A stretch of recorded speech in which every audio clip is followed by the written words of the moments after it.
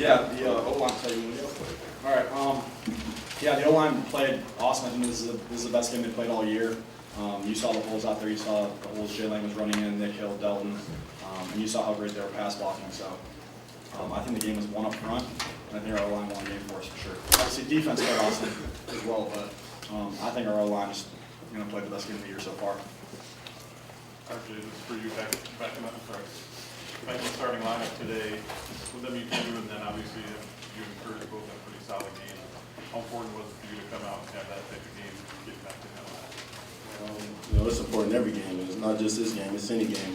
Whenever I have the opportunity to produce and help this ball club win games, I try to do that to the best of my ability.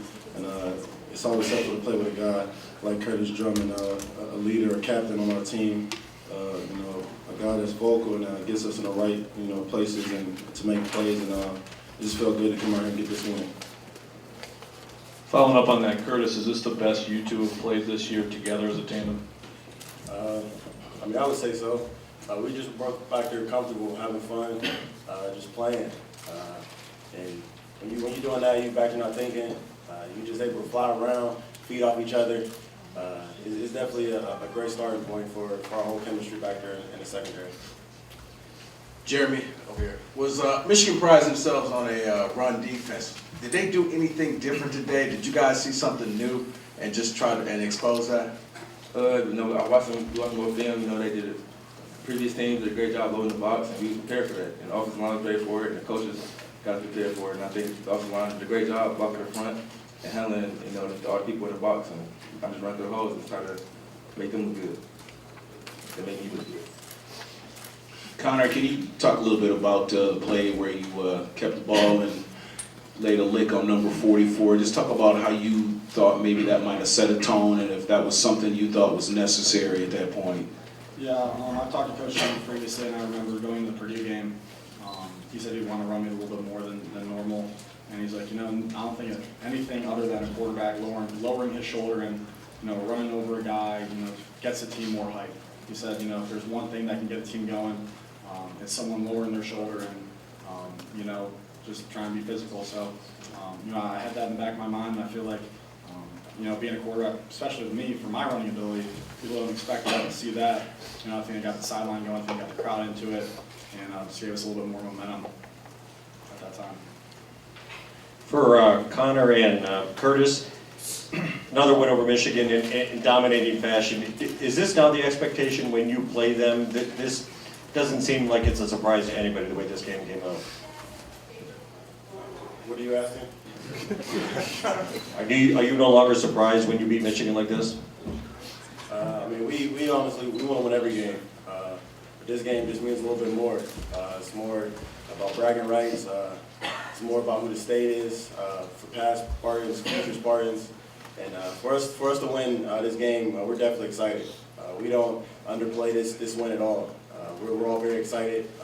Great celebration in the locker room, and guys are definitely happy. Just see the hard work that we put in all week come out there and pay off like that. Connor, my question is back here on your left, similar to what Bob just asked, just the dominating fashion of today's victory and also the fact that you guys have won 6 of the last 7 against Michigan. You've really flipped the script on this rivalry since 2007. Can you just talk about the pride in being part of that and what it means to Michigan State's football program? Yeah, because the world, like Kurtis just said, it's we play for not just us and our families and stuff, but it's for the whole Spartan family, guys who have played here in the past, coaches who've coached here in the past, whatever. But we want to win every single game, like Kurtis said as well. That just the energy's a little bit more hype. The hype is a little bit more for this game, just because he said it's it's a battle for the state. But we're all privileged. I'm privileged to be on a team who's done so well against Michigan these past couple of years. But we're not going to look at it any other way. We're not going to look at it differently. I think we're just going to go the same approach every single week, and next year we play Michigan too. And I know it sounds cliche, but that's truly what we do. Kurtis, over here. I noticed when Connor was talking about lowering his shoulder, you immediately were nodding. What did that do on the sideline? What did that do for the defense when you guys saw that play? He really set the tone. Seeing Connor go out there and lower his shoulder on a guy like that, you get excited. just knowing Connor and the type of person he is, he just brings energy to the whole team. And I'm sure he had a few words to say afterwards. And just knowing the type of person he is and the type of leader that he is, we definitely feed off of Connor in any play that he makes. And when we go out there and see him making a big play like that, that just feeds energy in us and just sets the tone of the type of physical game that we're trying to play.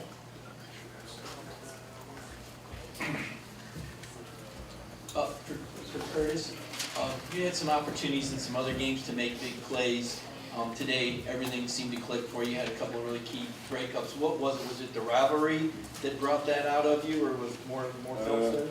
No, I mean, it's part of football. People are going to miss plays, people are going to make plays. And today, the things just went my way. I was out there having fun, feeding off RJ and feeding off the rest of the defense. And I just pride myself on being able to make big plays. And anytime I don't make plays, it's not like myself. So I'm definitely the biggest critic of myself. So I'll definitely have fun out there playing, feeding off of Jay Lang and Connor and Lip, the way they were carrying the offense. And just seeing the emotion that RJ brought today and the rest of the secondary, and just the personal approach that everybody took. It definitely was fun to play a part of this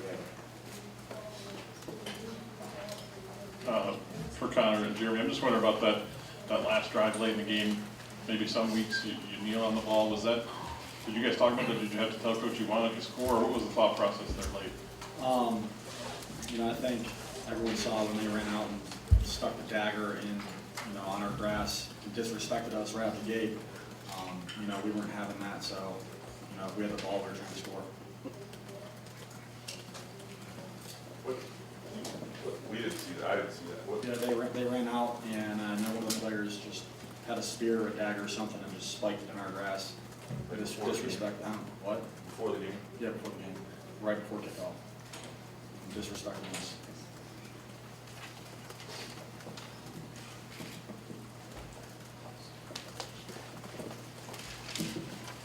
Jeremy, you had the most carries today that you ever had here. I'm wondering if it felt like that, if you noticed that going on. Did you feel like coming in today that you would have, bigger workload than you had the last couple of weeks?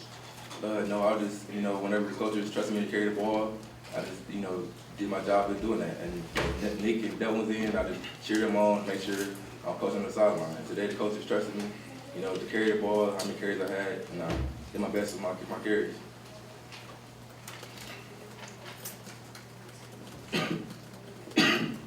Two-part run question here. One for Connor. When's the last time you ran over anybody running the ball in football? And two, for Langford, how determined were you to score that last touchdown? Usually D'Antonio just runs out the clock. Seems like he wanted extra points in that last minute. Yeah. I see when Coach D, dialed up another play that he wanted to, put another touchdown on the board. So I knew it was my last chance and last opportunity to put another score on the board. So I did my best to get in there and make the Coach D happy.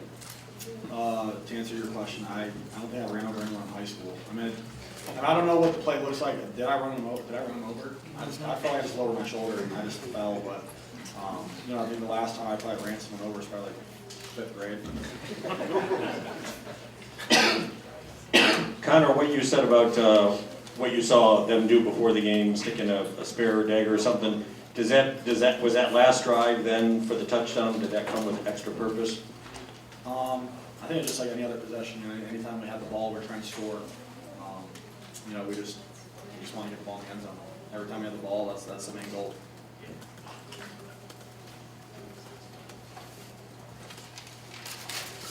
Any other questions for the players? Thanks a lot.